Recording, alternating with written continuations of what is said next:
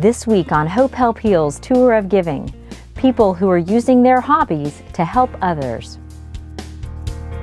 Just one life makes a difference in this world of many souls. Share your life, share your love, watch it grow. Just one life, yeah, it's enough. When you let love take control, open up and let it go.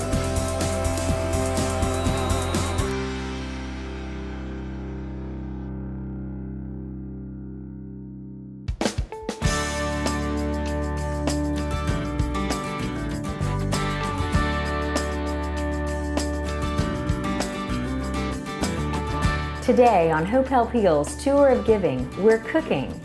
That's because we're using our hobbies to help others, and I'm soliciting the help of others to do it. I've asked my friend Angie to bake and help me mix up the right ingredients for a great show. Both young and old love trains, some even collect them. One man is using his train collections to collect money for a great cause. You're all aboard. All aboard! How do I look? Well, it got started a long time ago. December of 1945, my father bought the first two trains from my older brother and sister before I was born. And since then, we've added to it every year, and it's now 64 years old. But like everybody else, when I was 10, 11 years old, we put them in the attic, didn't see them again until first year I was married, 16 years later. And at 26, we didn't have the ability financially to go out and really buy fancy Christmas trees. So decorated a NorthPark pine and said to my wife, my new bride, I said, "What do you think?" She said, "It's really nice, but it's not what I signed on for." So out of the blue, I said, "Well, we had to leave room for the electric trains." I didn't even know if we still owned them. My dad thought it was hilarious. He said, "That's pretty good thinking on your feet."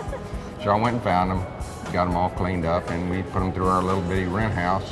And I'd come home from the office and there was a whole house full of people I didn't know down on the floor playing trains.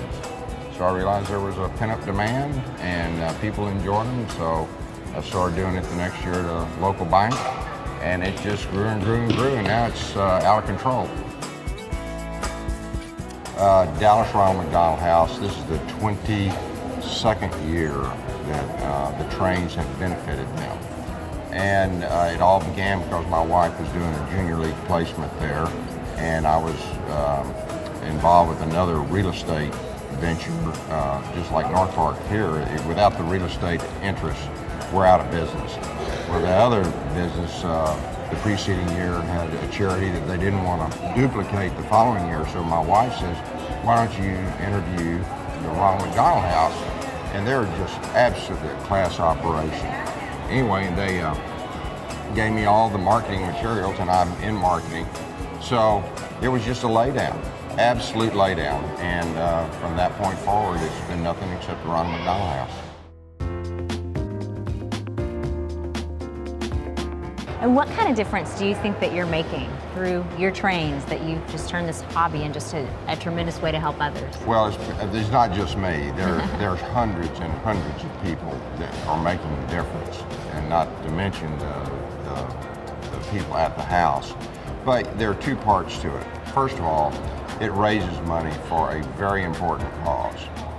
But more importantly, it brings a joy to the community that transcends dollars and cents. People look forward to it. If you interview these people, many of them are repeat guests, and we feel that it's something, my wife and I feel it's something we do for the community that's, frankly, is bigger than us. What would you say to people out there who maybe have a hobby and they don't know how to turn it into something that can help others? Well, first of all, find out if there's really a broad demand for it. If there's a broad demand for it, then find out what is the best fit within the community, timing-wise, as well as, though we've got the toy trains here, you've got to have the hobbyist, you've got to have the real estate interest, and you've got to have the charity all working together. And remember, you're into entertaining, you're not into the hobby. The hobby is secondary to the entertainment.